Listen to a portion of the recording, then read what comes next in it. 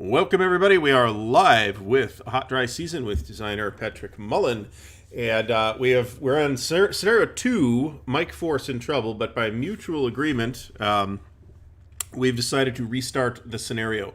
Since it is a quick, small scenario that we think we can do in a session or two anyway, and while it would have been fine to have continued with the kind of doomed to lose position I was in from last time, we decided to just restart. So we're back at the beginning of turn 1. How you doing, Pat? I'm doing all right, man. How you doing, Gary? Pretty good. Yeah, it's just, it's such a, it is, we would have spent like literally 20 minutes or so saying, oh, you lost. You and it lose. was, yeah, nice right. day. Right. So Screw you guys. I'm going home. Right. That's not exactly what I would call compelling viewing, So, yeah, I'm with you, man. Well, maybe Let's not. see. So Yeah. let's get right into it. We have completed the setup. The U.S. side is set up, and Vietnamese are set up quite differently, even though it doesn't necessarily look that way than last time. You can secretly show the audience. Well, it's kind of hard to match that up. That's true. Here's this card. Yeah, they're all off board on a card for concealed units. So, all right. So first we have the U.S. Aviation step. So we're in the command phase, right? Yes, So command phase. So all I really do here is everything's done. It's the beginning of the scenario. So let me see. Just sent out our tweet saying the tweet that we're live. Oh, yeah, I got to do that. Yeah. Boom. There we go. So all right, boom. So let's see. Pull up the sequence of play. Who wrote this? Who wrote these rules? Some people, I swear. So my status is fine. Reinforcement step, nothing happens. Replacement step, nothing happens. Reorganization, nothing happens. We're all unfixed, so we get to initiative. And in this scenario, I believe I'm the initiative, for the first 2 turns, and you're the initiative player for the second 2 turns. So, what am I going to do to you? There you sit, the NLF, and you're really within marching distance now of that road, which is not good news for me. So I am going to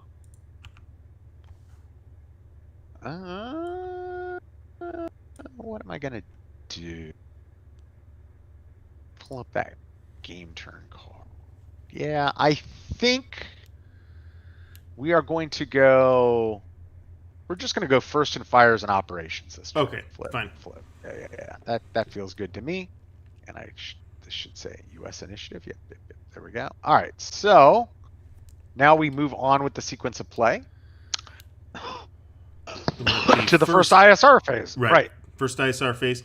Concealment step. Consider everything done for this step.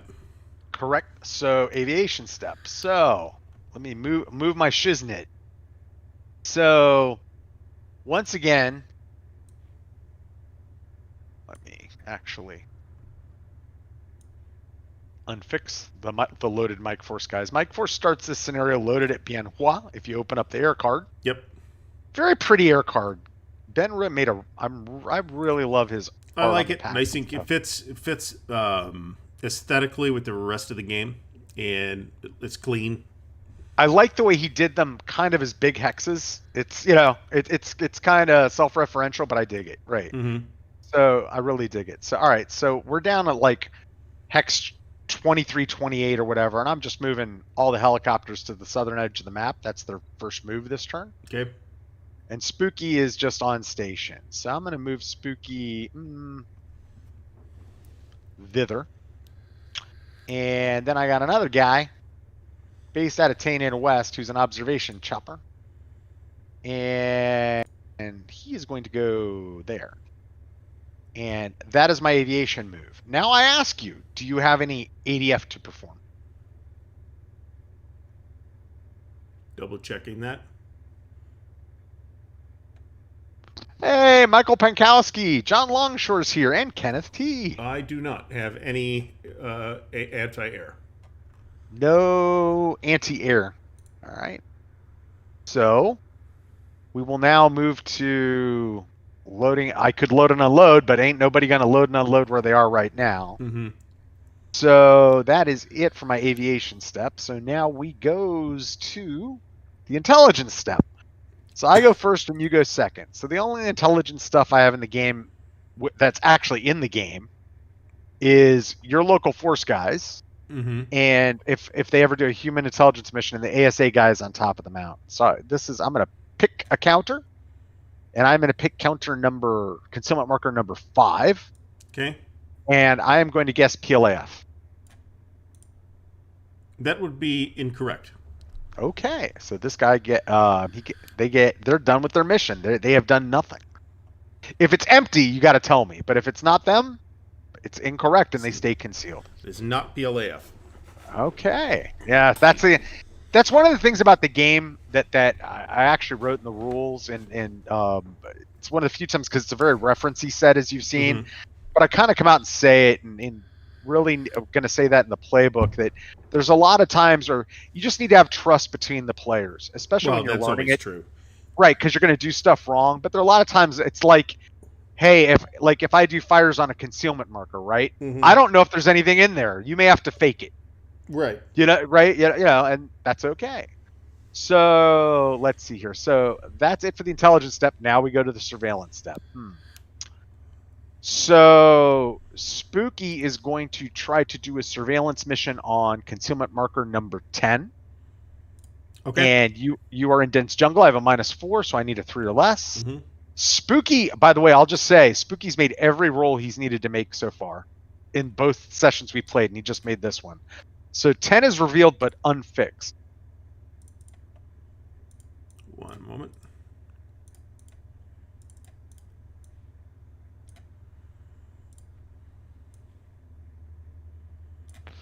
Hey, Gordon, good to have you.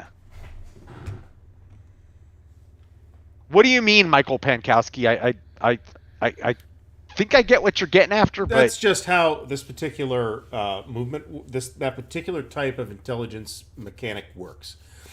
He has to call out a specific concealment marker and guess which of the two types of units is in it. And if he guesses correctly, then we proceed with the intelligence check, and if he guesses wrong, it's just nothing. Right, and it's tied to the way communications intelligence works is these guys are getting intercepts delivered and they're doing analysis on them, right? So there's sometimes you're moving in a certain direction, this is all an abstraction of them choosing a specific pathway to go down to try to identify this radioactivity that's in an area. And if they don't intuit early on and get on the right track of who they're going to identify, it's a dead end. So that's why and it's also about things like local codes, etc., that are being used in little weird things that these SIGINT guys get into, like, predilections of different operators and stuff, all this little stuff. So what that's baked into in this is a guessing mechanism, right? What kind of units in there. All right, so cool. We got them. And so the other unit adjacent, the observation craft for its mission, is going to try to unfix those guys. They're going to do an unfixed mission. Now, if they were I just want to restate for everybody watching, right? If there were more than one unfixed guy around there, it would be worth rolling, because then there'd be an area effect if they were successful. But here it doesn't matter. I'm choosing that target hex, and those guys, let's see if they're unfixed. So this is what we have now, is there's a confirmed enemy presence in the hex. What these guys are going to do is identify them. So concealment marker means it's a possible presence. This is like, there are guys there. There are enemy units there. All this now moving to fixed is like, this is who they are and how they're disposed there. So go ahead and give us the big reveal there, Gary. Big reveal. There is a bunker. That's good for them against Spooky later, I guess. A bunker and a bunch of regular. Okay, we have a reconnaissance company, and we have 2 infantry companies from the 273rd Regiment. Okay. And all right, so that's that. So we're done with aviation, and now we go to, surveillance step, and now we go to the reconnaissance step. And guess what? I'm not in range of you, and you ain't in range of me. Nope. So the reconnaissance step goes by the wayside, And, well, before that, do I want anyone to go on patrol? No. So, great. That's wonderful. Now we move to... We're done with the first ISR phase, and we Right. go We're to gonna go to the fires phase. So I get me another aviation step to start this sucker off. So boom, all Mike Force choppers into the play area. Chopper. The play area is marked off with those cache markers, by the way, Right, for anyone who which hasn't will noticed disappear when we hit the end game button. I'd forgotten Right, yeah, about that's that. fine. Right, yeah. But so here we go. All right, so boom, they're in the play area. We don't have much else to shoot at, so the Mike Force chopper is going to go there, the gunship. Okay. And then these Mike Force guys are going to go here. These Mike Force guys are going to go here. Kind of a replay of my last game strategy. And these Mike Force guys are going to go to Camp Sweda. And I ask again, do you have any air defense fire? Because you could have been just passed last time and not wanted to tell me. But Nope. I'm guessing no air defense fire. All right, so now we can do all loading and unloading missions. So we'll see here. The helicopter gets a mission. And these guys land there. This transport helicopter gets detachment gets a mission. Boop. And these guys land there. And the same thing is going to happen at Camp Sweda.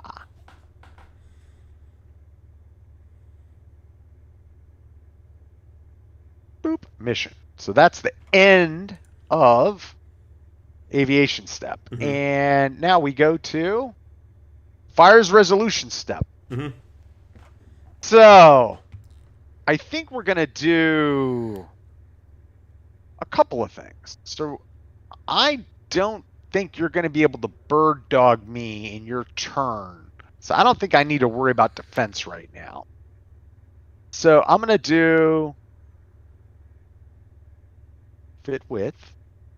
I've got 8 air points that, boo, I'm going to move the tracker to 0. Mm-hmm.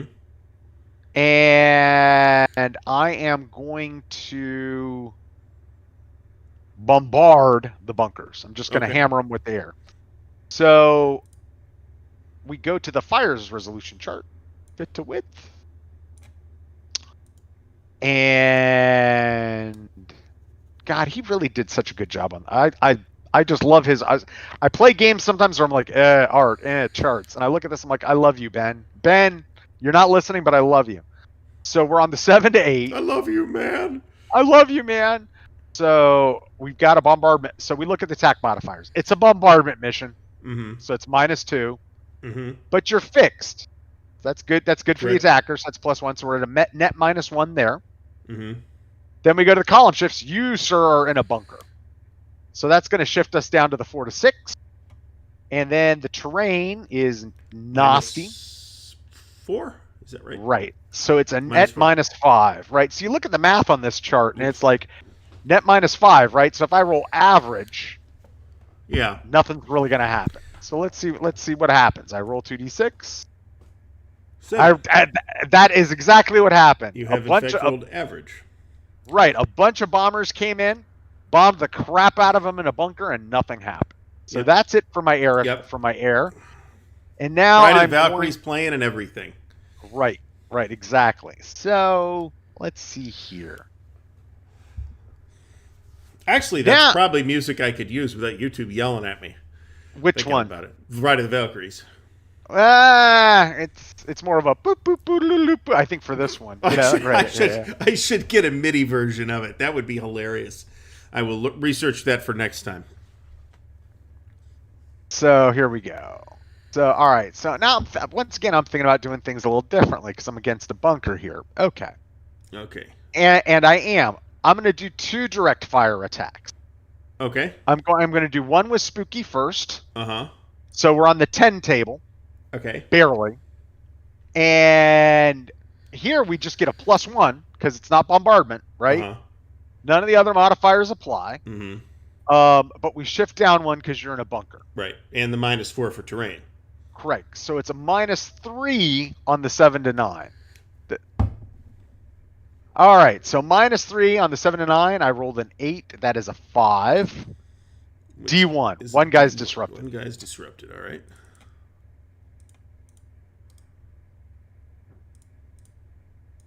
Defender's choice. Let me make sure I made the right choice. Hold on. Yep, that's what I wanted.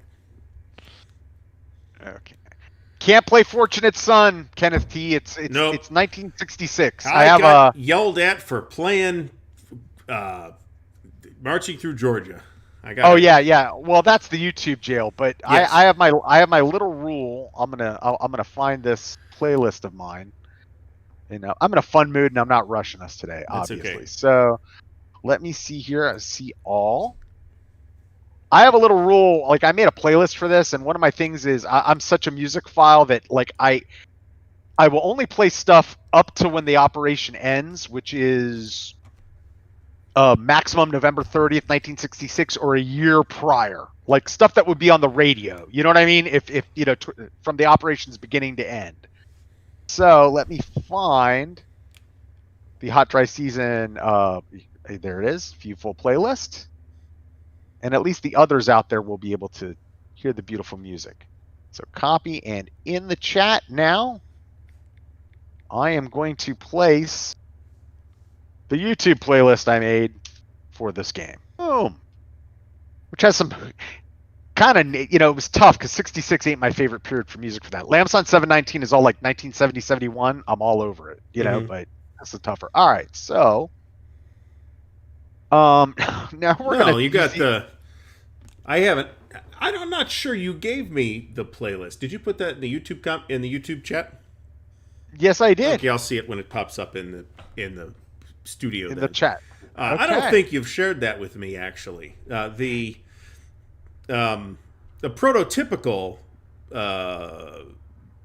Vietnam song I always think of as Painted Black, which was available in 1966. Which is indeed on that playlist. But like a lot of stuff like CCR and whatever, you know, it's just not out yet. So it's a weird time for music too. So there's a lot of like there's three my other rule is 2 tracks from any artist, right? Mm-hmm. You know what I mean? Because you don't want to overwhelm with that. But I think I cheated and threw on 75 songs from King Crimson. Yeah, right.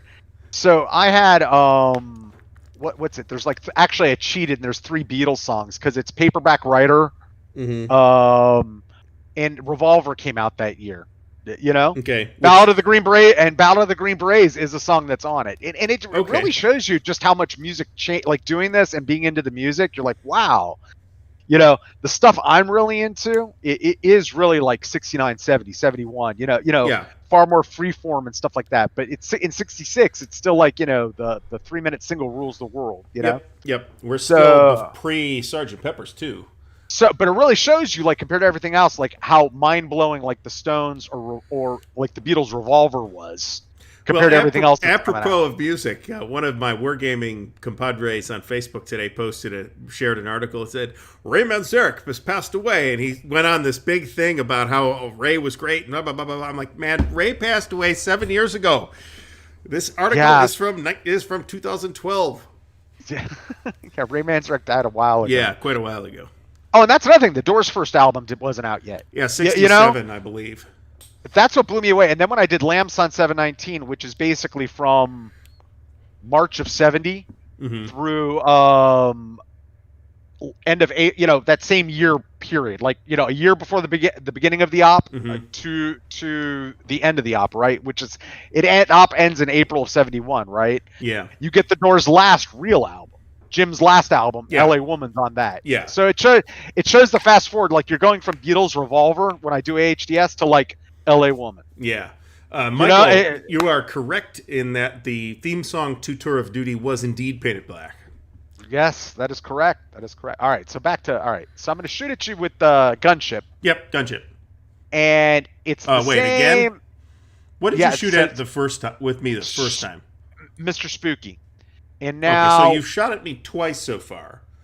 Right. I bombed you with air points. Okay, gotcha. I shot at you with Spooky. Instead of combining them, I'm doing 2 shots. Okay. Right? So now I'm going to take this gunship, and it's a 4, and +1 plus the terrain, which is -4, is a net -3. And I'm on the little boy table because of the bunker. Right. So here we go. The kids table. And that is a 5, which is no effect. Nope, that is... Right. So yeah, it shows the options. Like, do you want to combine your fire, and get on a higher table and get a better chance? Do you want to do little shots? So not a whole lot happened with me that turn. So that's that for fires. I think all I would have left normally is the fire's movement step, but guess what? I don't have any mechanized units this game, Mm-hmm. so that's that. And then for your fires, I think you're out of range, bro. Unless I could shoot mortars at your aircraft, then I'm out of range. So you are correct, and I can't. So right. So we now move on to the operations phase. Although the attempt might be amusing for somebody. Right. Are they right. shooting mortars at us, man? Right. All right. So for the operations phase, I ain't moving nobody. Okay. So what we're going to do is back Spooky off to here. And we're going to back the helicopters off to here. And we're going to back these guys off to here. And that is my operations phase. So now over to you, sir. Okay. So there's going to be quite a bit of movement here. I think we're going to move this guy. Going to TEC. That's. I'll answer a question in the chat while you're doing 3. that. Okay, that's what I thought. 3. Ken, the rules aren't in final layout, so the rules are done, right? But the way game publishing works, right, is I have a pre-publication layout person. We have to do original art for the rules themselves, right? So the rules themselves are in final proofing with a proofer, and then they got to go for layout. So I don't want to mount them as just like a PDF document, printed from Word. When they're done, and ready to go, they will be mounted in prettified format, shall we say? Right now, it's fine for a playtest or something, but it's, I'm the kind of person who likes to show final work. You know what I mean? I don't want to show I'm very paranoid about even just showing some stuff on Word, like having it show up on the website. So that's there. The charts will slowly become available and visible at my website as I finally get off my ass and write some more articles. But I've been doing a lot of live streaming lately. But stuff that'll be different from what's in the playbook. Where there'll be some designer notes there, but they won't duplicate with what's on my website. But there'll be some examples of these charts. But everything you see here is pretty much final art for the charts. Does that answer your question?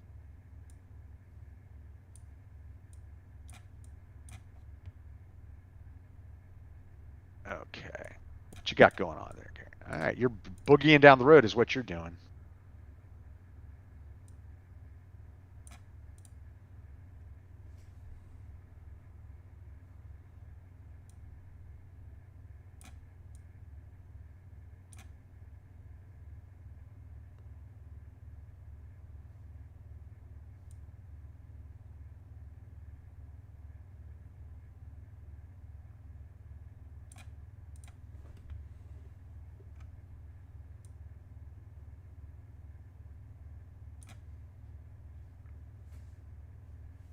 Did you mute yourself, Gary? Can I not hear you because you? Nope, you I'm just moving, thinking furiously.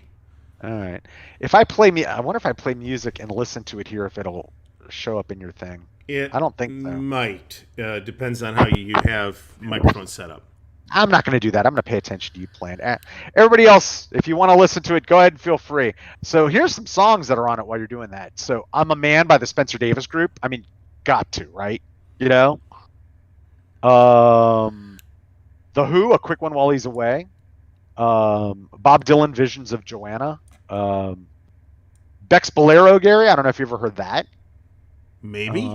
Yeah, it's pretty awesome. So Beck's Bolero it's just kind of an instrumental of Bolero, but the people on it. Here, I'll play it real quick, and I gotta pause it. All right, now it's muted, so it doesn't matter. All right, so get this for the band: Jeff Beck, Jimmy Page, John Paul Jones, Keith Moon, and Nicky Hopkins, the Stones pianist. That's yeah. Doesn't get much better than that. And let's see, The Seeds, Mr. Farmer. Hey Joe was released during Operation Attleboro by Jimi Hendrix. The Beatles entries are Paperback Writer, Couple more, and so there's also just a lot of really good Motown. Uptight, everything's all right. Stevie Wonder. Here's one: the Monkees' "Last Train to Clarksville," which most Okay. people don't know, but it's a song about the Vietnam War. Yes, that's true. Well, what song was I just thinking of? Now you got me distracted. I think my movement is done, by the way. Okay. Got me distracted thinking of a song that now I can't remember what song I was even thinking of. Oh well, last train to Clarksville is certainly about the Vietnam War, because they're talking about when they say Clarksville, take the last train to Clarksville, and I'll meet you at the station. Mm-hmm. Clarksville's where Fort Campbell is, and that's where the 101st is based. Yeah. So it's like a soldier calling his girlfriend saying, "Look, I'm shipping out, so take the train, and so I can see you before I go." So written actually by Neil Diamond. That is not surprising to me. Most of the Monkees' better songs were, in fact, written by Neil Diamond. Yeah. All right, so you're done moving. Yep. You got any attacks to do? Nope. Okay.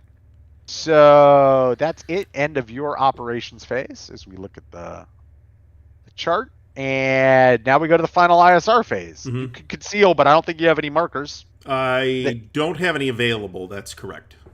Okay, so aviation step. We're going to move Spooky. We're going to move Spooky thither. And we're going to move this guy there. And we're going to back off all these choppers into a little grouping, because we're going to move them back to base here in a little bit. And that's it for my aviation step. Now we go to intelligence. And I am going to guess that concealment marker number 6 is PLAF. That is correct. All right, so the ASA debt has a CR of 6. So I need to roll a 6 or less for them to be revealed fixed. I do. So okay. Number 6 is revealed fixed.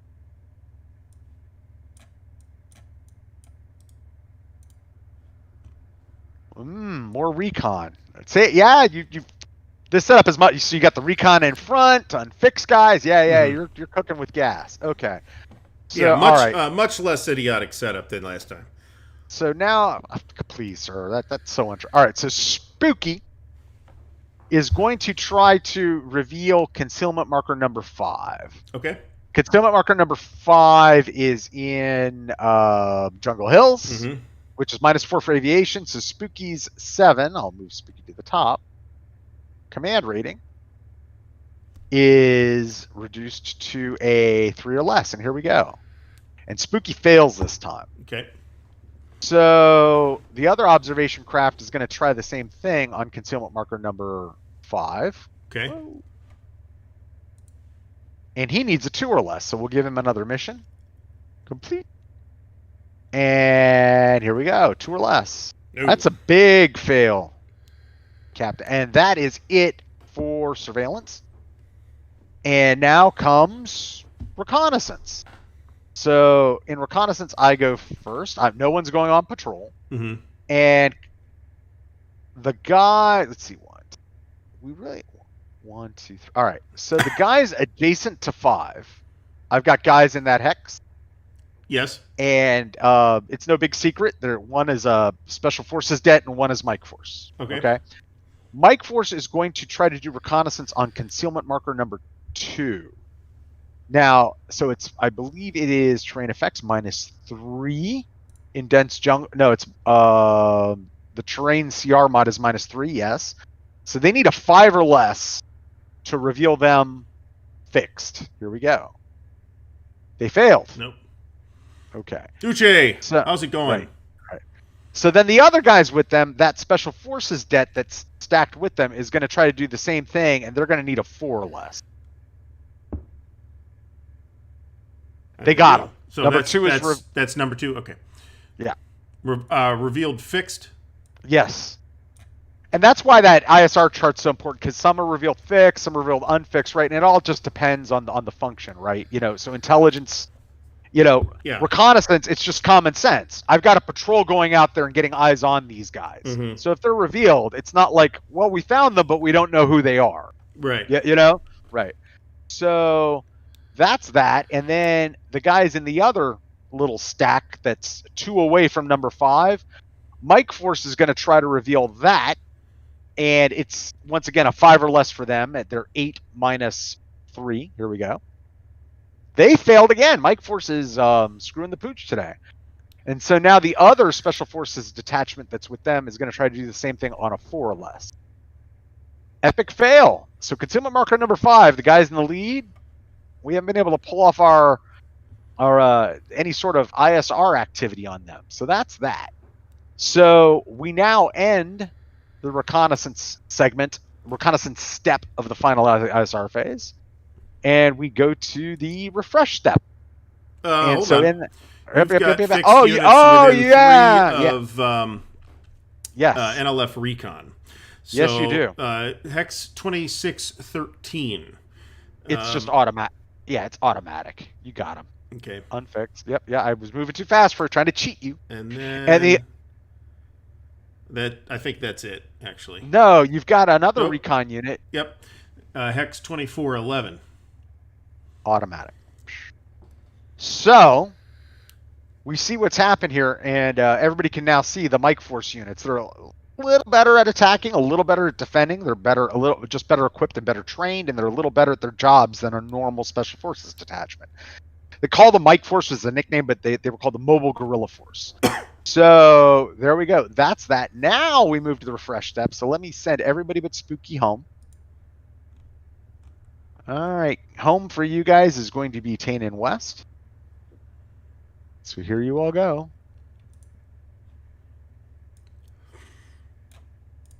Yep. And that's that. And then let's see here. Refresh step. I'm gonna hit the end game turn, and we're just gonna have to. You know what? Let me find a marker that won't go away.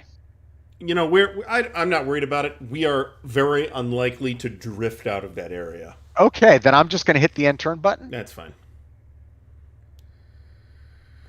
Kaboom! Everybody's now refreshed. I'll hit the move flags, and that's it. Advance the game turn marker, which I think advanced. It did. Magically, yes. And I will move the initiative to keep up with it. And we now move to game turn 2. Boy, that was quick. Super fast. Yeah, I mean, it shows how fast this moves. Now, this is not a huge scenario, but still. Right. I mean, this moves very quickly for, even slightly experienced players like myself.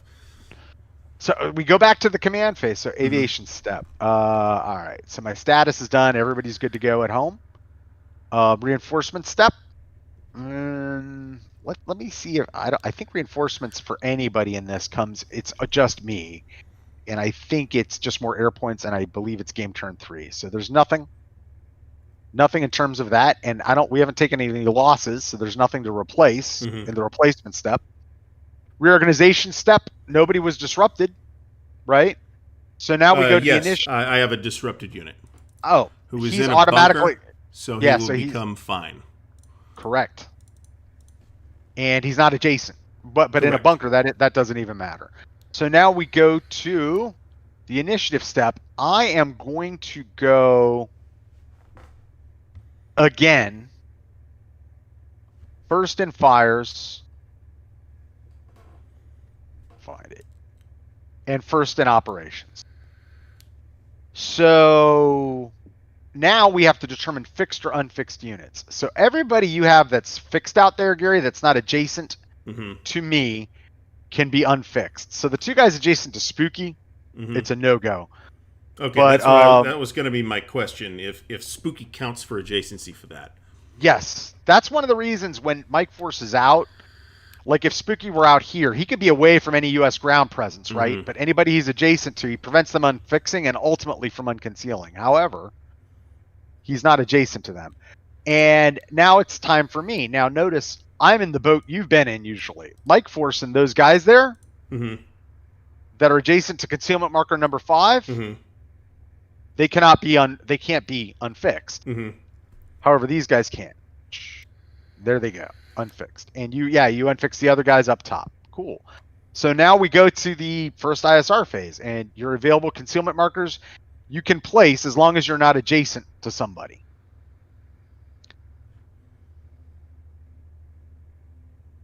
And if you have extras, they can only be placed with another concealment marker in a place where you could normally put a concealment marker. All right, so hold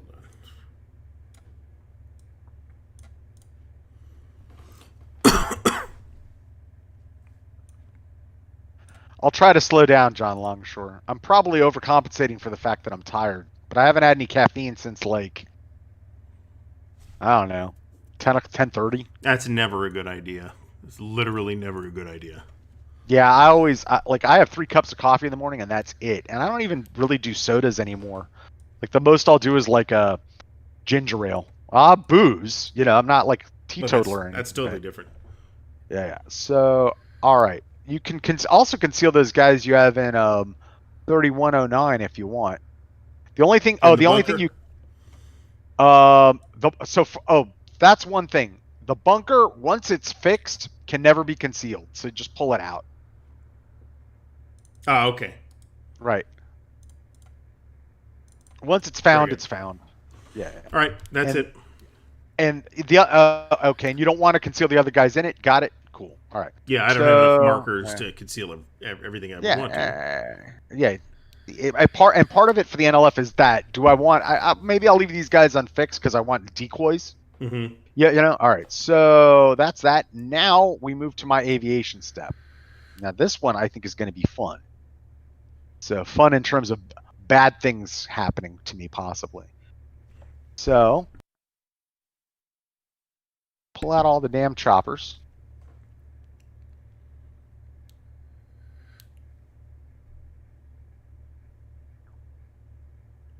These 2 guys are going to move here. These guys are going to move here. And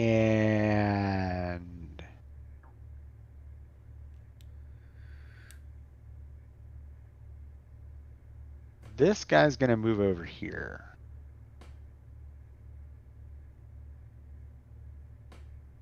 And the last Mike Force is just going to go hover over here. That is my aviation move step. Do you have any ADF? No.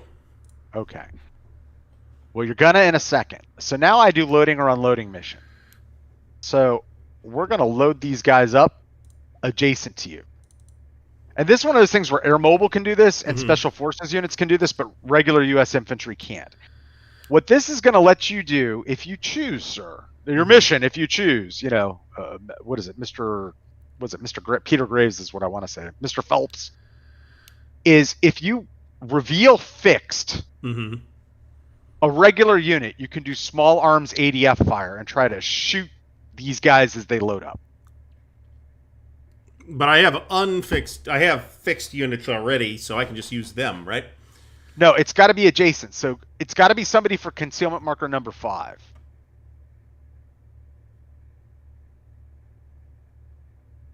All right, then no, we're not going to do that.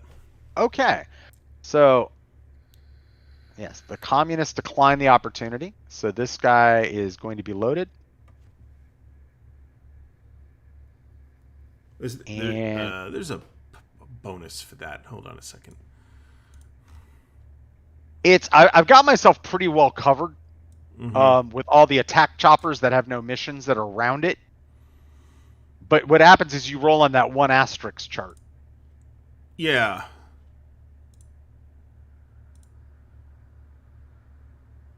Yeah, no. No, I don't think that's worth it.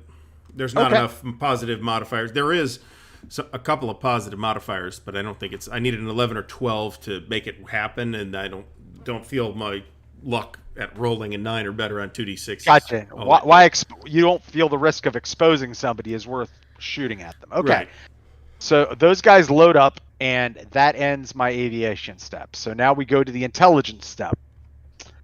And I am going to try to guess that concealment marker 2 has PLAF. It does not. Okay. If it's empty, it gets removed. And you follow me? Then it gets removed. Okay. And that's it. Yeah, and you just send it to where it goes. Right. Okay, cool. So that's it. All right. So that was the end. ASA basically found a dummy. Sad face. So now we go to your intelligence. Do you have any local force, because you might, within 3 hexes of a village? I don't think so. It doesn't appear so. There's the only village that could potentially be the case with would be Saktuk Man up there, and down here by the Special Forces camp, and I'm not within 3 hexes of either of those. Okay. So that's it for intelligence. Now cometh surveillance. So the observation chopper up here, I'm going to give him a mission, is going to try to reveal concealment marker number 10. Okay. And he needs a 2 or less in that terrain, because he's got a 6, and that terrain is -4 for aviation. Fail. Big fail. And Spooky's going to try to reveal concealment marker number 5. Okay. And here we go. He needs a 3 or less in that terrain. Spooky having a 7. Spooky fails. No. So that's it for observation. Now cometh reconnaissance, where you and I can attempt to recon each other. Who's flying that plane, Mr. Magoo? Yeah, he's not seeing nothing. So we've got the Mike Force guy who's now unfixed in 2411 is going to try to reveal the guy in 2612. Okay. So that is a -4 to his 8, so he needs a 4 or less. He fails. And the Special Forces detachment that is there needs a 3 or less. Yes, because you're in Jungle Hills. Here we go. He got him. So 5 is revealed fixed.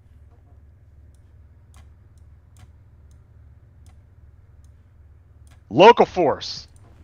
2nd Company of the Fuloy Battalion. Okay. All right. Cool beans.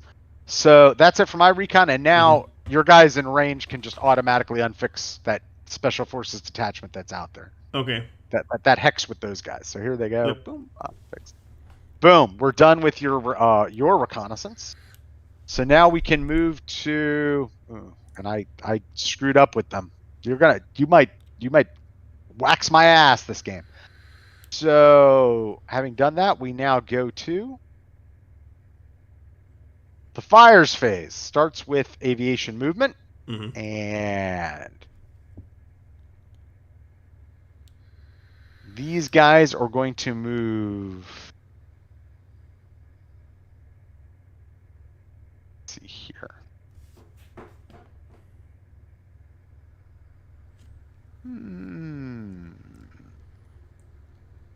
There. And these guys are going to move there. These guys are going to back off. And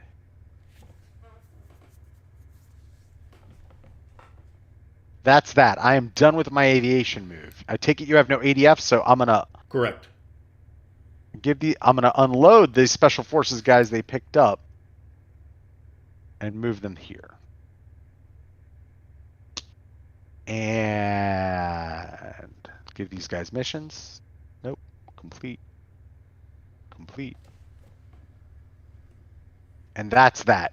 And so now we move to firesy stuff.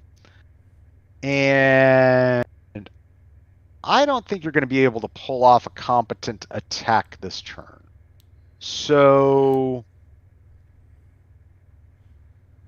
we are going to do a bombardment mission with all our air points against the local force guys. Okay.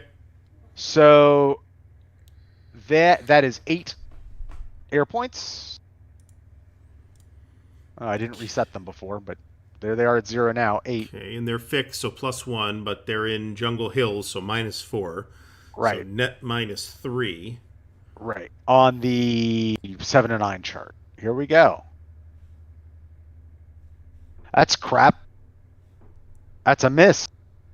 So, here, once again, 8 sorties, flew in and bombed the jungle, and Charlie was not affected. So, now,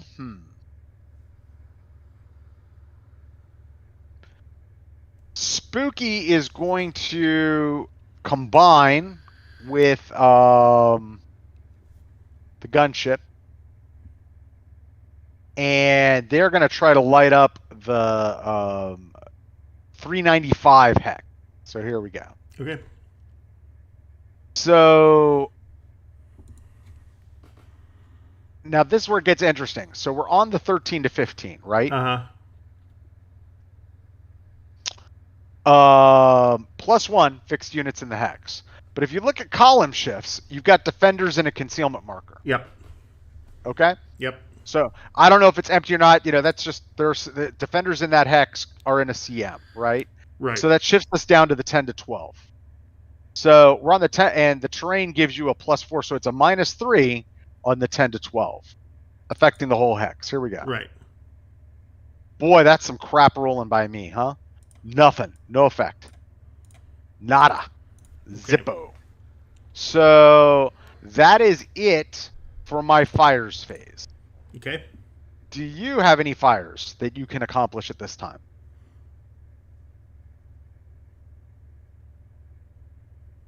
Maybe. Hold on.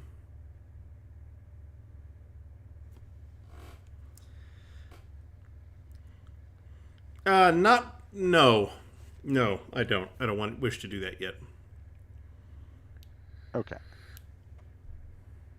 Hey, Gordon, when we take a quick question break, remind me to talk about the different types of units and where they can land stuff. Yeah. All right, but we'll keep going. So, because we're almost done with this turn, man. All right. So, my operations phase begins with an aviation step, and these guys are just gonna drift off into Nowhereville with this guy. In fact, these guys are gonna go home. There's no point in keeping them on map and moving them anymore. Boom. Back to Tanan west with you. And this guy is going to go there. And Spooky is going to go... No. Spooky's going to go there. This guy's going to go there. And the Special Forces guys that are back unloaded there are going to move there on the road. When I move there, Gary, you can attempt a reaction move if you want, because I ended my move adjacent to you with that local force guys. I don't think you want to do it. The way it works is, in fact, you can't. You get a -4 to the roll because of the terrain. I'm pretty okay type. with not taking a reaction move. Right. If you fail a reaction move, you're strung out. Those guys have a real crappy, they're guerrillas. Right. They're not a trained military unit. They're better doing guerrilla stuff, not operational stuff. So they've got a 4 CR. -4 is 0. So boom. I ended my move there. That's that. And thus endeth. In fact, we're even going to move this guy here. My operations phase. And now I hand it over to you. Okay. So, let's see what's happening here.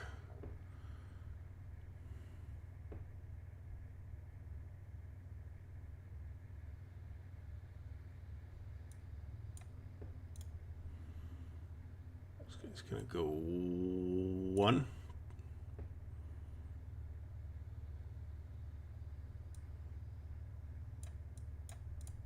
Yeah, remember, concealment markers ignore Zocs. And as well, in this tricky terrain, Zocs don't extend into Jungle Hills hexes. Right. So my Zoc doesn't extend to where you just moved. Nor in front of me. 1, 2,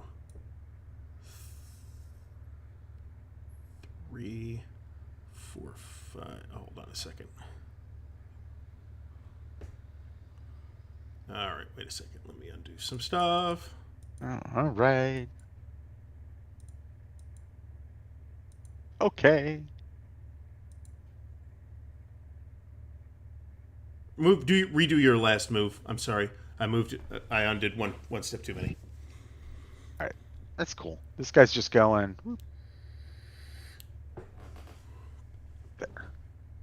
Okay. There. Okay. Go ahead. So this guy's gonna Zoc to Zoc. Right. Okay. And he could keep moving if he wants, because that's what I'm trying to say. Zocs don't extend into Jungle Hills unless you're on patrol. So you're not in a Zoc there, and so that's 4, and you're not in a Zoc, so you don't have to stop moving, and you could keep moving if you want. I'm happy with where that's at, actually. Okay, cool. And this goes 1. The trouble is, because I revealed him, he was marked as moved already, which confused me. Okay. So we got 1, 2, 3.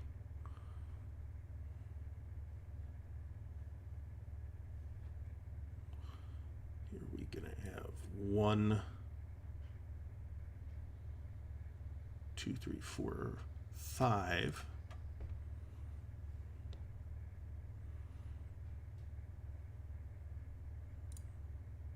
It's gonna be 4. 3 more is 7. It's going to be 3, 6, and that's as far as they're going.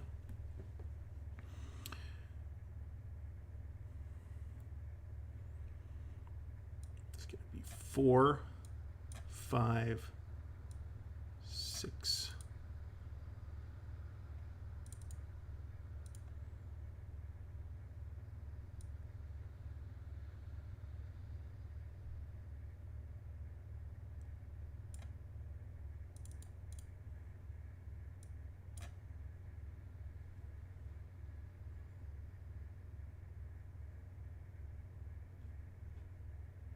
Whoops.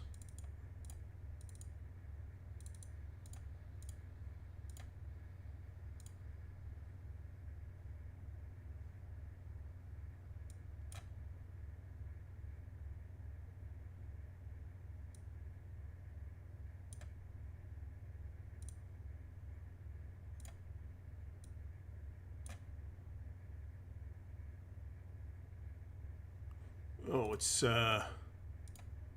what is movement for Lightwoods is 2. So Correct. 3, 4,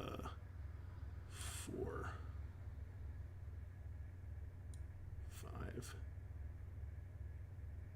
6, 7, 8. 2.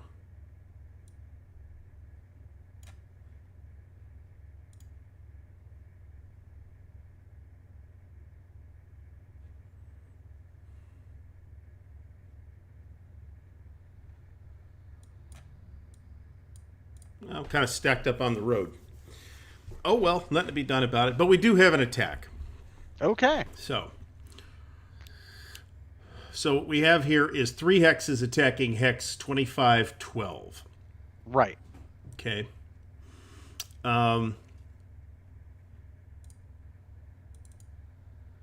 So I'll advise you that you're going to max out on your bonuses if you leave the local force guy out and just attack with concealed units.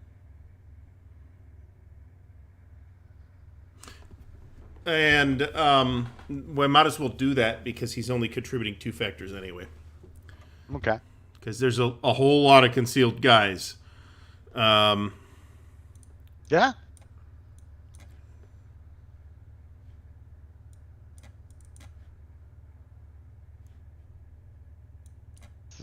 I'm counting up factors. Give me a second here. Now, I would just add the direct fire factors in this case, correct?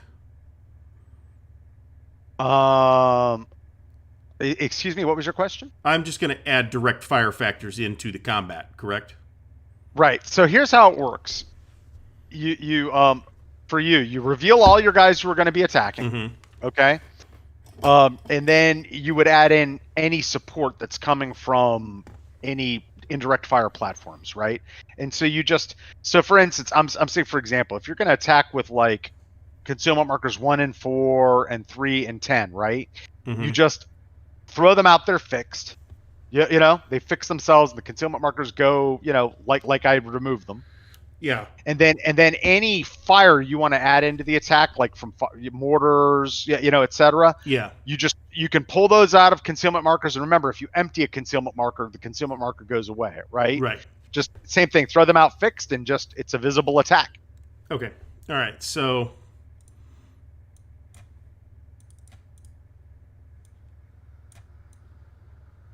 Right. Exactly. Oof. This is gonna hurt. So we just got to remember that the local force unit here is not part of the attack, but this other local force guy is part of the attack. Okay. Yeah. That's perfect.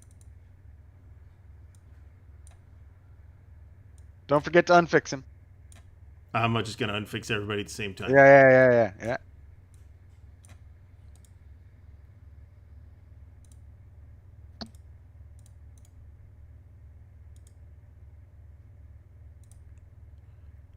Already unfixed. Yeah. All right. So that means that what we have here is... Do you have any other fire anywhere else that's in range that you want to contribute? No. Okay. All right. Right. So that's cool. So you've got 12. This is easy to count out. Yeah. Plus 11 is 23. Plus 2 is 25. All right. So according to Hoyle, you got 2, right? There's a reason, method to my madness. So you got 2 local force, right? Then you got that stack of 4. So that's 3, 6, 8, 11. So that's 13, right? And then leaving out the mortars. So it's 13 so far. 16, 19, 21. You've got 21. Okay. Okay. And then these guys are going to go in as support. I gotcha. Okay. Right. So boom, that's what you've got. I am defending with 6. The maximum support I can throw in is 12, which is double. The maximum support you could throw in is double your ground strength, right? So, okay. The maximum I could defend with is double my defense strength. So Spooky and these guys mission are throwing in everything they have to support that defense. Okay. So that bumps them up by 12. So they go from 6 to 18. So you've got 25 attacking 18. Now let's look at the attack step resolution chart. So odds, it's a 1-to-1. Okay, we start with that, right? And the charts you're looking at, Ken T and anyone who's asking, these are the charts you'll see, and later on I'll answer some terrain questions. So 1-to-1. So we go down to the attack modifiers. All right, so your odds aren't 5-to-1 or 7-to-1, so that doesn't apply. Is your attack support strength greater than my ground defense? No. It is not, because I mispositioned the other support. Yeah. So, Right. So it's not double or greater. No. Correct. Okay. So then, but you are attacking for more than 2 X's. Right. +1 or +2. So we're going with the +2 as we skip past all the other stuff. +2 because all attackers are concealed. Okay. So that's +3. And then column shifts. Concealed units are participating, so we shift to the right. So this is now a 2-to-1 at a +3. And then we look at the terrain. And I am in Jungle Hills. Really crappy Jungle Hills. So that's a -1. So this is, net -1. So it's a 2-to-1 -1 is your attack. Okay. Well, let's see what happens.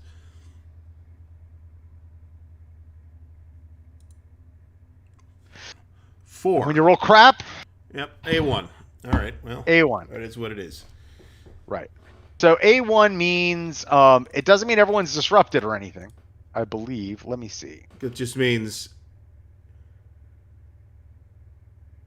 number of steps. As far as I could tell, it's just one lost step. Right. So I mean that could have been worse. Right. But right. And you actually gave it to the local force, which I'm not so sure I gained victory points from them. I need to check.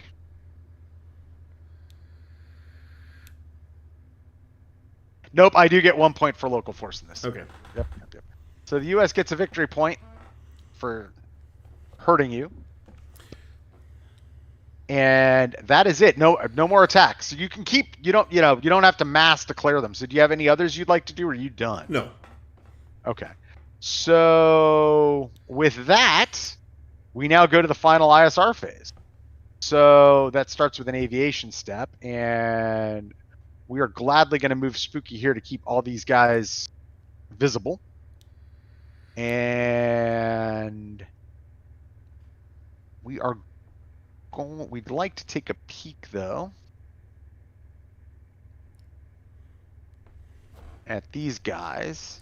And the gunship is now going to go home because he doesn't have any more missions left. So he's not going to do any good doing escort duty or anything. So he's going back to Tainan West. And I think we're going to send the other Huey home too. Just leave out the observation. Do you have any ADF fire? Which would really be against that guy adjacent to number 9 and number 6. I do. Ooh, that's not good. All right. So I have to unconceal him, though? Yes. That's not good at all. Okay. So, all right. So here we go. We go to the ADF chart. Gotcha. All right. So we're 2 to 5. Is that a transportation unit? No. Okay. ADF capable units and bunkers. No. PLAF 394, which this is, so that's worth a +1. You are conducting a surveillance mission? Or is this surveillance? No. Okay. No. If I do it, so right after this, when it comes, soon, when it's time to do surveillance, if I decide to, I'd open myself up to another shot from you, and but there'd be a -1. All right, so I'm just seeing a +1 with no column shifts at this time. You are correct. And I'm on the 2 to 5 columns, so let's see what we get. Ooh, look at that. That is abort 1. So this guy is damaged. Flip. Okay. He aborts. Is that worth a victory point for me? Oh, we'll get there. Okay. So he immediately, if you open up the aviation base, and this is the first time we've seen this happen in the game, he goes into that section. Okay. Good. And actually, I need to talk to the vassal designer about this. His value is a 0 to shoot. I just know that off the top of my head. Okay. So he's there and aborted. And basically, when you abort as a U.S., you have to go to an on-map basing area that's present. So you can't go to right, and you have to abort there. Okay. You can't go to Bienhua. All right, so that's cool. And now we look at the victory point stuff, and indeed, sir, you get 3 points per U.S. aviation step destroyed. Okay. So very, very propitious lucky hit by you. Yeah, good time to roll at 12. Yeah. So we go to the RP, the game record track, and I will move you up to 3. You are in the lead. Okay. And okay, so that's it for the end of my aviation step. Now we go to the intelligence segment, and I am going to guess that number 6 is PLAF. Number 6 is irrelevant. Oh, it's a dummy. Okay. And now we go to surveillance. All I got left is the Spookmeister, Mr. Spooky. And Mr. Spooky can't really do anything. I put him in a position to keep you from unfixing, not in a position to get anybody. So that's it for my observation, because my other guy got hit and went home. So now we go to recon, and the only recon I've got a lot. So let's see here. The only thing I can do with my recon in range is 2, 3. The guy's underneath Spooky here. Second, Mike Force is going to try to reveal concealment marker 9 that the air defense fire guy popped out of. Okay. So he is in dense jungle, so he needs a 5. He needs a 5 or less. Got him. The revealed fix.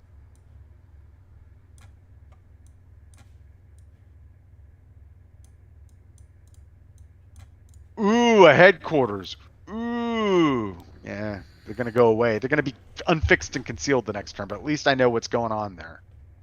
And now the other guy with him is just going to automatically, he's going to try to do that area effect thing, but there's nobody in the area, so we're just going to unfix your unfixed guy in 2711. Okay, that's automatic. Yep. If there were more unfixed guys, I'd try to do a roll, but I'd select the hex. That's it. That's it for my recon, and I don't think you have any recon to do. Everybody's visible. All of your exactly. All of your guys in my recon range are already fixed. Okay.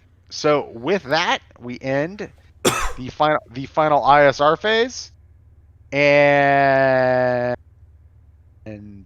we go to the refresh step. And in the refresh step, I send everybody. Everybody is home but Spooky, so that's one guy went home involuntarily, and so I'll hit the button, and here we go. Okay, and hit the move markers, and we are done with turn 2 at 8 o'clock. Yep. Let me see. About a half an hour turn. Yeah, let me see if we have any questions. Yeah, there were some. Terrain stuff. Let me pull up the TEC, actually. Yeah. So this is a double-sided card. So on the Vassal module, you're going to scroll all the way down. But right. This is the TEC. Right. So as we look at it, you see clear, light woods, light jungle, dense jungle, jungle hills, mountain. Marsh Paddy, Ken T, looks like those look like blocks of fields, kind of, segmented out agricultural areas. Mm-hmm. Yeah, like down here around, I think this is called like Black Witch Mountain or something like that is the translation. It's Black Virgin Mountain. Black Virgin Mountain. Right. So it's interesting. So that's the mountain terrain. That's an extinct volcano. That's why you don't see like ridges and rises and stuff. It's literally an extinct volcano plopped in the middle of Tainan province, which is like a kind of a bowl, like a shallow bowl that slowly rises up, like where you get to the jungle hills on the map. So that's Nui Baden, which it's not even Mount Nui Baden. I believe Den is mountain and it's Nui Ba is the Black Virgin part. So then you see like the plantation is kind of like plowed rows of field, that stuff like Nipa, coffee, etc. plantation. And you called it, Kenti, rubber plantation. It looks kind of like jungle, but in rows. That's the rubber plantation. We got U.S. base, urban built, town. And then the second side of the card is where you see those boxes, and that's all infrastructure. So villages, special forces camp, blockhouse, the different roadway types, minor river, stream, bunker, and those are even counters, but things that affect, they act like portable infrastructure in the game. So like the bunker is like, it's a bunker. It affects the infrastructure in that hex. There's a Warzone C support complex we haven't played with yet, which is kind of like a very major underground complex that was in Warzone C. And all the U.S. headquarters, you see, provide mods like the bunkers do, kind of, sort of. When they get flown around, they're base areas that are quickly set up. And I think, did we have any other questions? Oh, the landing zone question. So everyone thinks, I'm going to try to be as brief as I can with this. Landing zones, when people think of like daisy cutters and, which are bombs that were pushed out by parachute, you know what I mean? And, blowing out an LZ in the jungle and then going in and improving it requires engineering functions and requires advanced planning. So at this time, that can only be accomplished with advanced planning. And in the campaign, there's some special rules because it was done once during the operation, but it's not something that's done day to day. I'm going to step away for just a second. Please keep talking. So what we're left with then is the level of training of the troops and what they're trained to do. So in the introductory scenario, we've seen already, they're not in this scenario, they're actually air mobile infantry units. Those guys are trained to land in places like light jungle, dense jungle, Find pre-positioned clearings that can serve as landing zones in the map, land, be dispersed, reform. Anybody who's seen We Were Soldiers, trained to do that sort of stuff. It's a very specific task. In this game, standard U.S. infantry units cannot do that. So standard U.S. infantry units can be transported. They can be landed in places like Marsh Paddy. They can be landed in light woods where there's enough places to just land guys. They're not trained air mobile troops. They're just guys in an infantry battalion who are being told, all right, divide up into sticks, get on helicopters and land. Okay. Now the guys we're seeing here on this map in today's scenario, they're special forces. So they don't have the same heavy equipment. That's why they don't attack or defend as strongly as the infantry units do. They don't have 60 millimeter mortars and the same amount of heavier light machine guns, etc. But they're well-trained mercenaries with lighter equipment. So they don't, and they also have a higher level of training where they can repel. They don't require landing zones to get into some of the tougher terrain.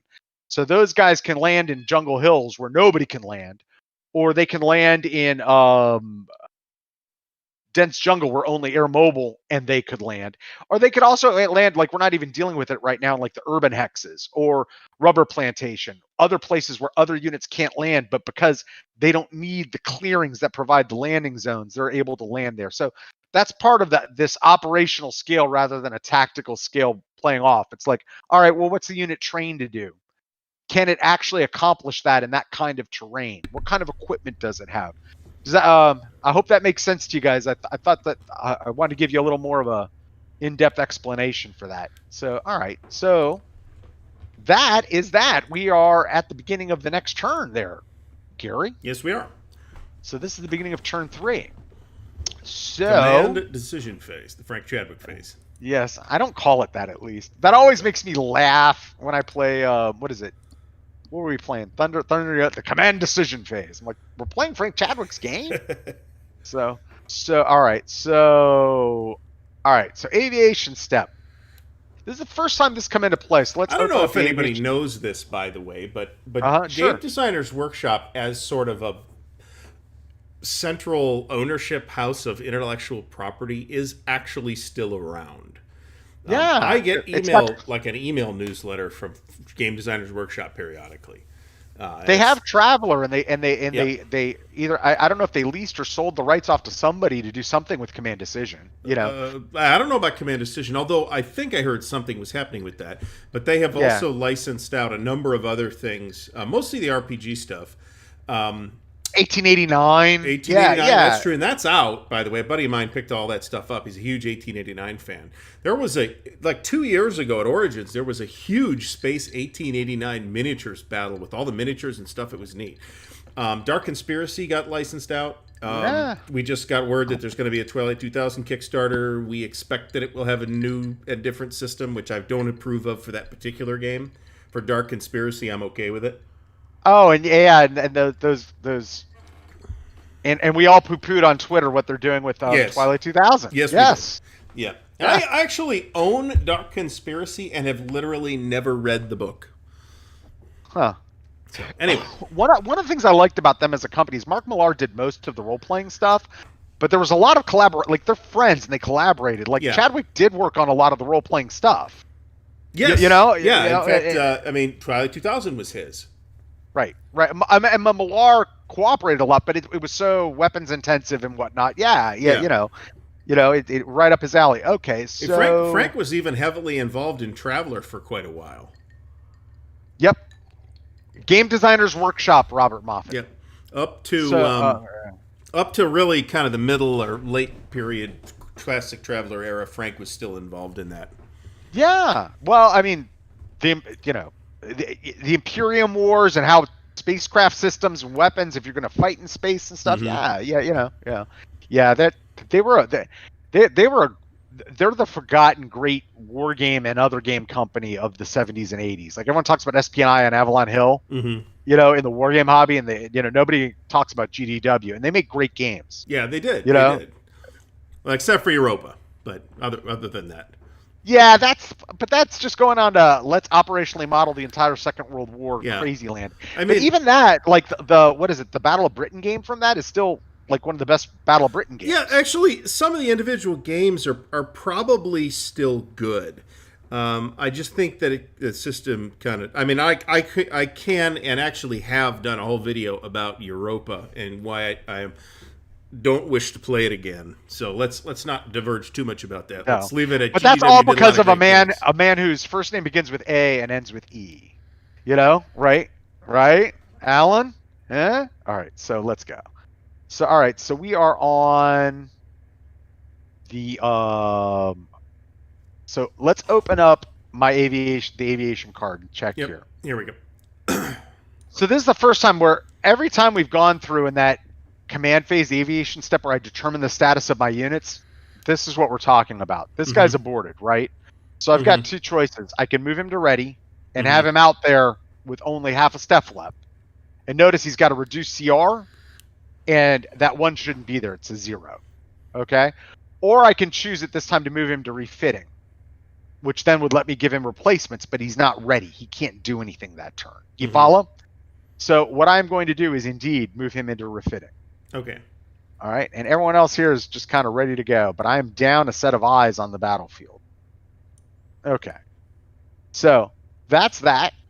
And now we go to the reinforcement step. This turn I get 4 more air points than my normal total. So we're now up to 12. Okay. As the U.S. realizes that there's problems, right? You know, so they're committing more air power in here. The facts are pleading with Saigon to send more fighter bombers out here to help out this effort as it becomes apparent you got a regiment coming. So we've done that, and now we go to the replacement step. Both players receive replacement points. Okay. Now the key with getting replacements is you got to be in a place to take them. Right. So you don't have, first of all, the local force guy, you don't have any local force replacement points in this game. It's a separate thing. Okay. You know, there's NL foot and there's local force points. But even he would have to be like at the headquarters or in a bunker for you to give him replacements there. I'd have to be at a headquarters or like a basing area in order to take replacements. So replacements is moot. And now we go to the reorganization step. No one's disrupted. You took losses, but you didn't get disrupted this turn. Correct. Neither did I. And so now we go to the initiative step. And you get to choose when you go, Gary. I do. I will choose to go first in both fires and operations. Okay. Sure. Let's do it that way. And now we fix the unfixed. So my guys can't unfix. And all your guys that are adjacent to me can't unfix, but everybody else, right?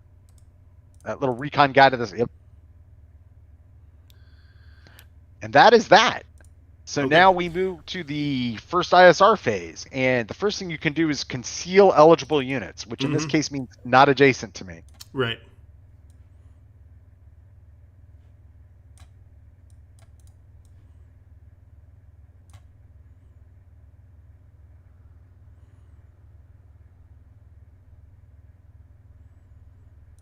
Actually, I could conceal him as well.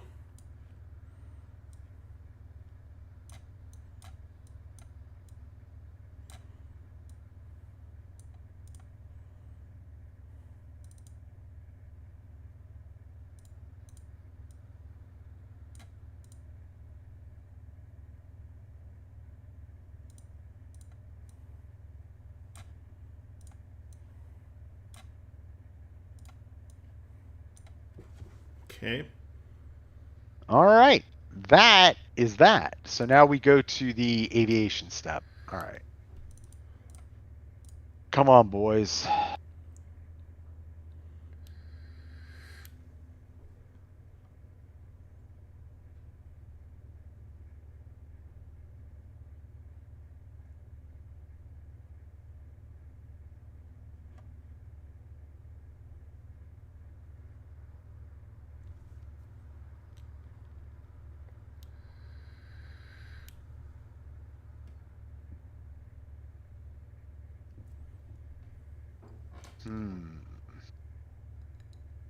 have to take some risks this turn, or I'm gonna lose this. And I'm gonna go there. For anyone wondering, no, I cannot shoot Spooky down. No, they're too high. Their altitude is too. When I say high, that's what I meant.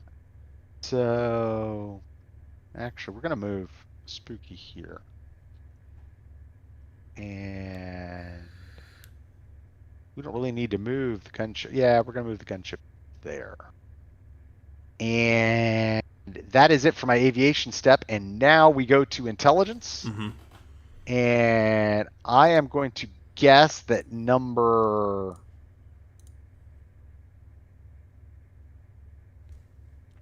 2 is PLAF. It is. Revealed Okay. fixed. Is that right? Nope, let me roll. We need a 6 or less. Yep, they are revealed fixed.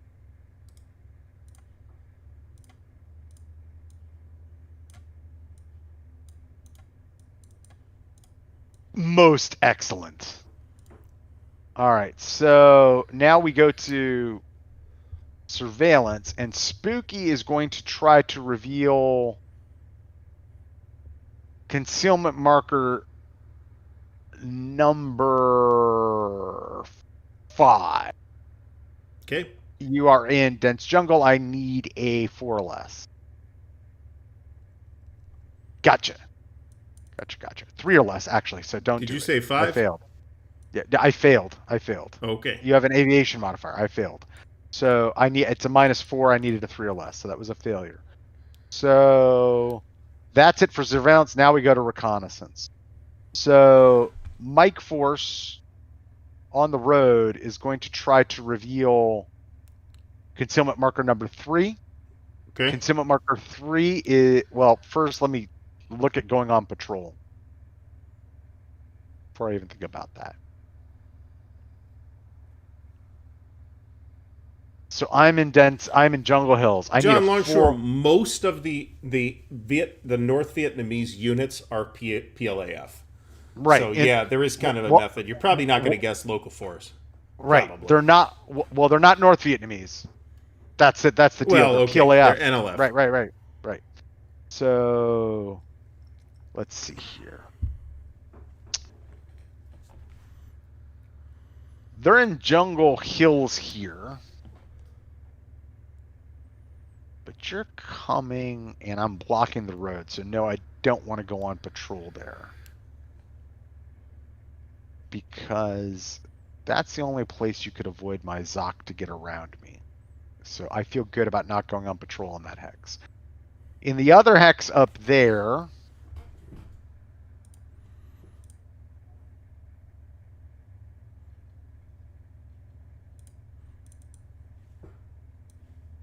I'm happy where I'm at. So we're just going to do reconnaissance stuff. So I did not want to go on patrol. So, all right, two Mike Force on the road is going to try to reveal concealment marker number 5. You're in dense jungle. He needs a 5 or less. He got him. Concealment number 5 is revealed. Fixed.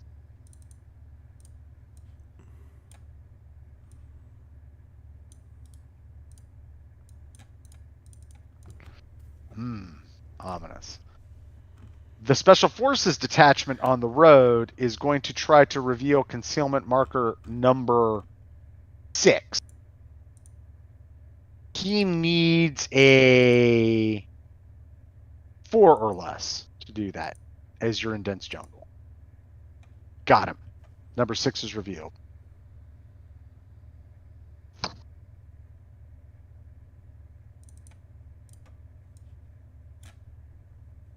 Fixed. Yep. Okay. The other Mike Force guy is going to try to go after concealment marker number 3. Okay. You are in, once again, dense jungle. He needs a 5 or less. Got him. I'm getting the rolls when I need them. That was a dummy. Okay. And the Special Forces detachment there on a 4 or less is going after number 4. Got him.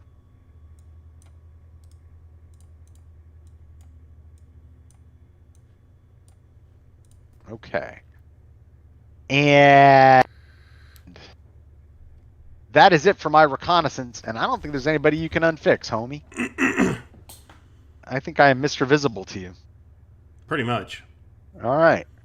So now we go to fires, and you go first.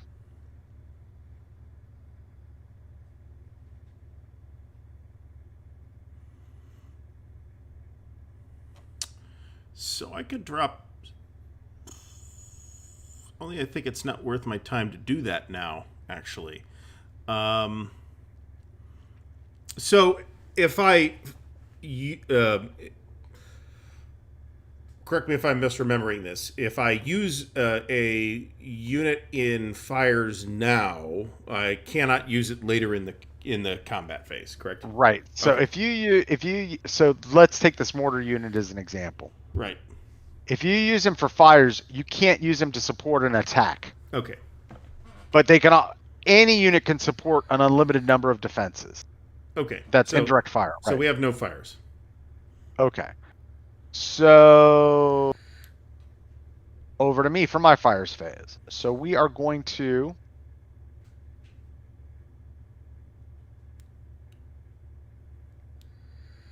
do an aviation move, which is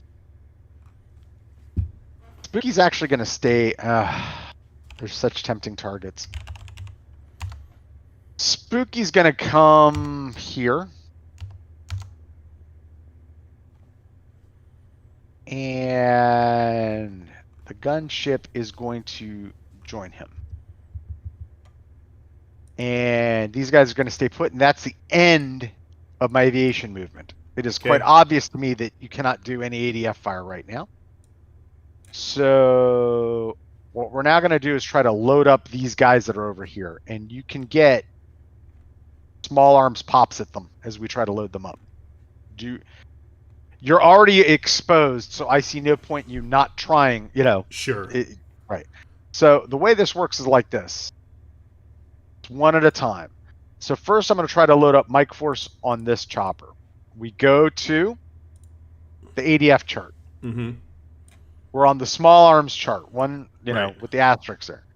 So I am transporting. Oh, no, I'm not going to do this mission. I forgot about this. Yeah, I need the escort there. So this guy's got to stay where they are. Okay. All right, and we're still going to do it. And you can't get hurt. So I have +1 because I'm conducting a loading or unloading mission. That first one, not escorted by an attack aviation unit. Yeah, that's why that guy's in the hex with them doing it. Okay. So, right. So now we go +1 because I'm doing that. Nope. All the other stuff that's plus doesn't apply. Okay. But I do have -1 for more than 3 attack aviation AV in or adjacent to the target's hex. Okay. So that adds up to a net no Straight modifier. Roll. Yep. Right. Oh, almost. Almost. So this guy loads up, and now I have to make a CR check. No, that's only when unloading. So he's fine. And now we're going to do this Special Forces unit. Same thing. It's really like an Ohio State versus Michigan thing, Right. So you roll, once again, it's the same modifier. So it's 2d6 no mod.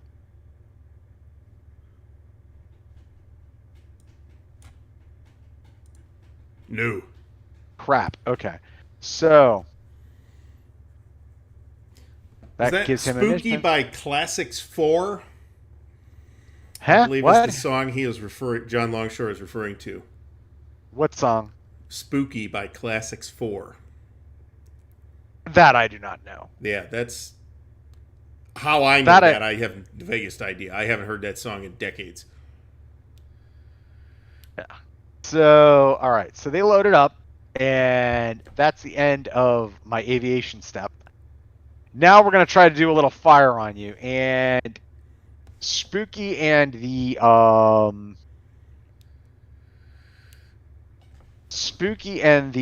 chopper are going to combine and try to light up the hex that's adjacent to both of them.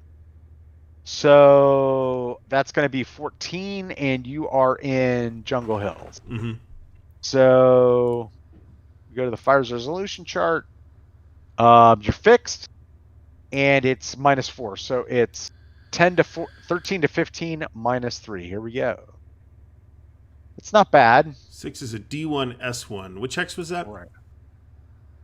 With your mortars in it. All right. So let's see here.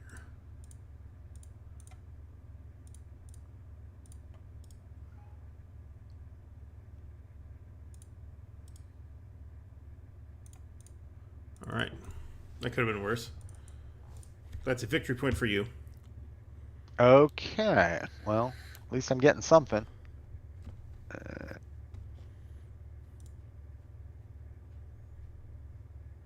Yes, we are equating Michigan to the Vietnamese. Well, that's right. It's Ann Arbor. So Yeah. what do you want? They're all communists. So okay, so that's that. And we're done with we are done with our fires. We are not, obviously we didn't do anything with our air, which we're saving. And now we go over to you for your operations phase. Okay. Now I can move Zoc to Zoc, correct? But it consumes my entire movement. Yes. Okay. Yes.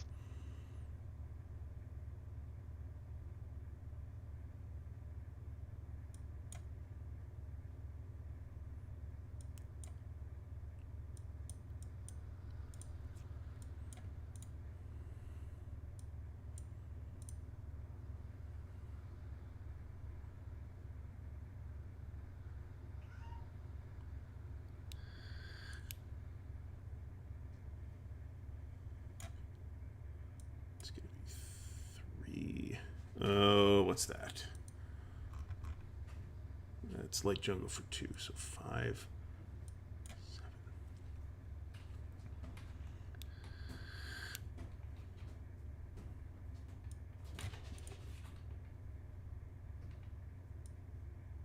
John Longshore, I'm just winging it. My method is I move my aviation, and then I try to select concealment markers with the knowledge that if I reveal them unfixed, my observation aviation is in a position to then unfix them later, to fix them later. So that's kind of my one of the tricks in the game is using your ISR assets to complement each other. So you try, I say, okay, in my aviation step, let me make sure I have an observation craft next to the guys I'm going to try to guess on. The guys I'm going to guess on are going to be guys that I think, for whatever reason, either I'm trying to target them, or I think they're in this scenario they're moving too close. Okay, so then I guess it, but if they were revealed and they were revealed unfixed, then I have the backup of an observation craft to try to just fix them. Okay, Right. and then I know that I have the reconnaissance units that might be able to take care of some other concealment markers or make attempts on them. So I am. If I was coaching a football team, I would indeed probably be more of a Woody Hayes guy than a Bo Schembechler guy. I'm kind of a Don Shula guy, which I think is closer to Woody. And I would indeed punch my punter. That would happen. Only if he's from Oklahoma. Right. All right. So bear in mind, But that's it. I wouldn't punch the other guy's punter. I'd punch my punter. I'd slap him. All right. All right. So bear in mind, I am pulling a concealment. Some of these guys are concealed. So there are some concealed units attacking. Not all of them. I'm done with movement. So we're going to do our attack on, obviously, Hex 2512. Right. So I see 6. Disrupted guys can still attack, right? No, they cannot. Okay, so 6, 9. Another 9 for 18. Another 9 for 27 plus 2 is 29. 32. 34. Okay, 34, and 7 of it is support, correct? I have not added this support in yet. Okay, so you haven't added those adjacent guys. You haven't that are No. mortars. So, You haven't added in. Okay. not yet. No. So that's actually, there's more support than that. It's actually not 9 support. 9. Okay, so reveal the other guys supporting. Yep. Hold on. I'm just trying to figure out where the marker is. There we go. Boom. Okay. So we gotta look at the attack chart. Attack step resolution. You've got, what's your total? I'm 34 plus 9 makes 43. Right. I'm defending with 18. Mm-hmm. So we now probably have to whip out a calculator. So I get 43. So that includes your support. Yes. Okay. Okay. I'm going to throw in it. So it rounds to 2.3, I might add. So using a rounding rule, it's a 2 to 1. Okay. So I am adding in, so I'm defending with Spooky, and I'm adding 2 air points, which is the max I can do. Right. Okay. Boop, boop. All right. So now we go to the chart. Yeah. So we're at our base is a 2 to 1. Yeah. All right. So you don't have greater odds. Right. However, attacker support strength is greater than defender ground defense. Right. So that's a +1. Mm-hmm. You're attacking from more than 2 hexes. Oh, yeah. So it's a +2. Nobody's strung out. No AT capable stuff going on. You did have unfixed units, so that's another +1. So that's correct. +3. And you have concealed units participating, so we shift, and it's a 3 to 1 +3 right now. Mm-hmm. And is it +3? That's what I got. Yep. 3 to 1 okay. +3 minus whatever the terrain is, which is probably -4. Jungle Hills, 4. right, Yeah. right. So we're at 3 to 1 -1 net. Right. Let's see what happens. 10. That's a decent roll. So that's a 9 adjusted. That is a DR1. DR1. This is very bad news for me because I cannot retreat. That is true. So these guys go to the eliminated units pile. So That's some victory points right there. that is some major league victory points. So we'll get to that. So first, advance after combat, and then we'll figure that out. Oh, sure. We'll advance after combat. If you so desire. Except for this guy.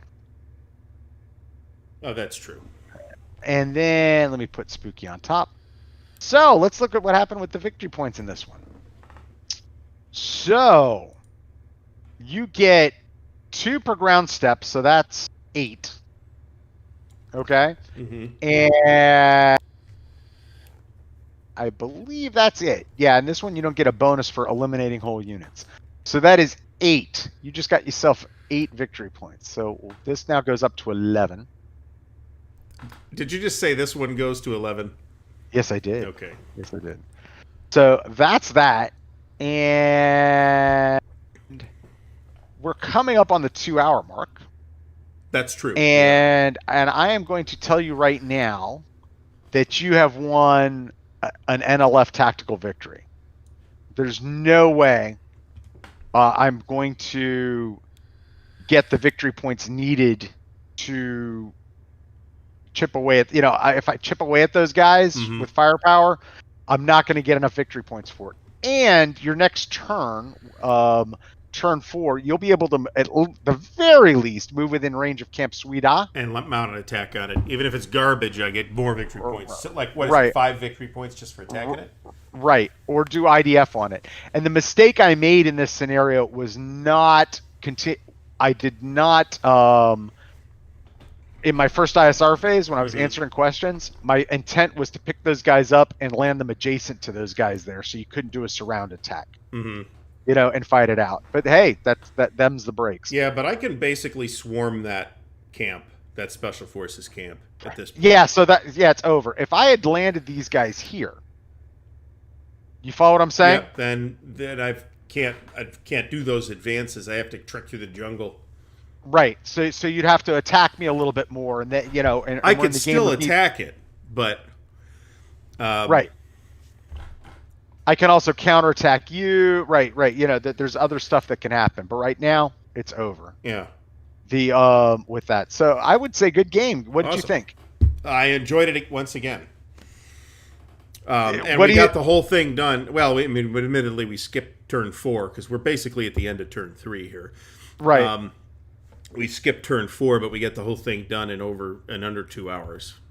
Even if Right. we'd done turn 4, we'd have come in at about 2 hours. Yeah, yeah. So what do you think of and this is just a basic scenario. What do you think of the replayability of it? I like the replayability of it. I would play this scenario again.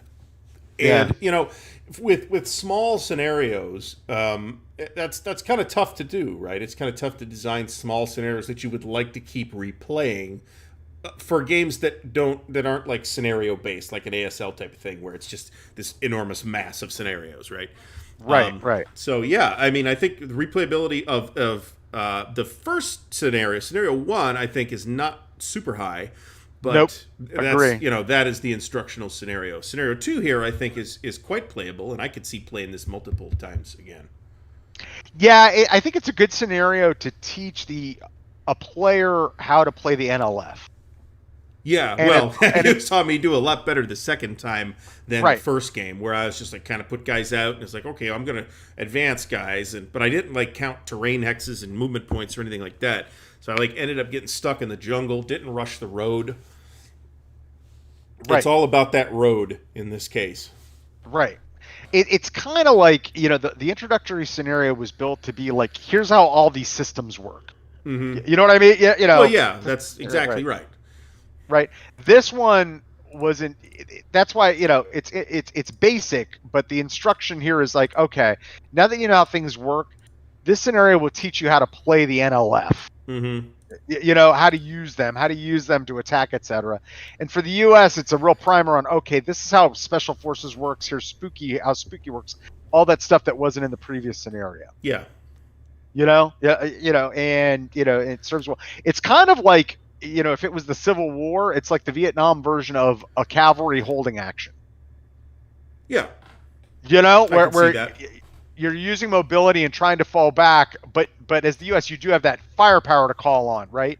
So it was going to be tight anyway early on because I didn't get the rolls this game, right? Yeah. Well, it's like that. This last turn, you made a lot of rolls to remove concealments and unfixed units. Right. But that first turn, no, you had literally had Mr. Magoo flying the reconnaissance aircraft. Well, not only that, it was more about the fires results. I got some real wimpy fires results, right? That's true. So So what I had to resort to was what I was trying to do was everybody who was close to the camp, I wanted out of a concealment marker. I wanted them revealed. Then I could stack, and you would have to, like I said, move this guy adjacent, and it would gum you up. You'd either enter a Zoc or you'd have to go through Jungle Hills, right? To move at the camp this turn. And if you didn't attack, you'd be doing it with like maybe 2/3 of your stuff or something like that. Yeah. But on the ISR phase, I brain farted. I just didn't do it, right? So I didn't load those guys in. So I loaded them in the fires phase. And that's a key thing with the US sometimes is if you're going to load somebody and you really want to move them, you've got to load them that first ISR phase. Yeah. And you got to move them out. Depending if the NLF has initiative. Well, I'm glad you had a good time. We'll figure out what we're going to. Oh, there's a question. There are 7 scenarios and the campaign game. Kenty. That's the answer to that. We'll figure out what we're going to do. We might do another scenario of this as we keep AHDSing, or we might groove to the campaign game. I'll talk to Gary about that, but we'll certainly do something next week. Yeah, we'll pick this back up next week. Also, for those interested, we will be starting the campaign game, or one of the 2 campaign games. I should say one of the 3 campaign games on Sunday of Battle Above the Clouds for the Great Campaigns of the American Civil War series. So tune in for that. It's 2 p.m. Eastern. I so can't wait. That's just, the Chickamauga campaign, it just itself is so wide open. I'm sure you've looked at it, Gary, and you're like, there's 1,000 ways you could approach me, but what will I do? And that's the great thing. And all the campaigns are like that, or even the long basic game scenarios. There's if you find in, like, say, Roads to Gettysburg, there'll be like 12 and 15 turn standard game scenarios. Those are like that too. You have this space, you've got the breathing room to kind of decide what you want to do with that. Right. I one of the things that fascinates me about it, like from you're going to be playing the Union, in that your perspective is just Rosecrans problems. So you're going to try to cross Missionary Ridge dispersed. Mm-hmm. You know, which are you going to try to juke me out of Chattanooga first? Right. Or but if you cross dispersed, well, then you're open to me having some of my guys gang up on you. Mm-hmm. But if you try to cross concentrated, right, then are you going to have a bloody battle through a pass? You know, it's just it's the tactical problems are just amazing in Chickamauga, and it's really because of that terrain. I'm sure all the games do it well, and they all have their operational problems, but that's what really wets my beak about Chickamauga. Yeah, the Battle Above the Clouds in particular has got kind of the thorniest terrain in the series, with the possible exception of Stonewall in the Valley, but it's a valley, right? Unless you're on the edges of the valley where there's mountains, it's a valley. So we have more interplay with the terrain and the needs of the terrain in Battle Above the Clouds than we do in most of the other games in the series. Yeah, and that's why I can't wait for them to do more in the West, because you get stuff like Vicksburg. Mm-hmm. You know, how are you going to deal with river transport? You know, are you going to cut yourself loose from a supply base and try to establish yourself somewhere else? Mm-hmm. You know, you just don't get that kind of stuff in the East. You get interesting problems, but not these. Like, even more, you have a guy who basically conducted probably maybe the most brilliant, up to that time, along with Grant, the most brilliant operational campaign in Tullahoma. Mm-hmm. Before that, that's where Rosecrans was very gifted. He was a very good commander operationally. Tactically, not so much. Right, and that's what did him in. It was jitterbugging on the battlefield and reaching down, through command control levels and stuff like that. So, All right, so with that, well, I'll say good night, everybody. Thanks for showing up, and it was, it's as much fun playing and answering your questions as having you guys here. Yeah, everybody have a great night. I will see if I can put a link to Pat's listening list in the video description so people can refer to it later. Okay. Have a great night, everyone.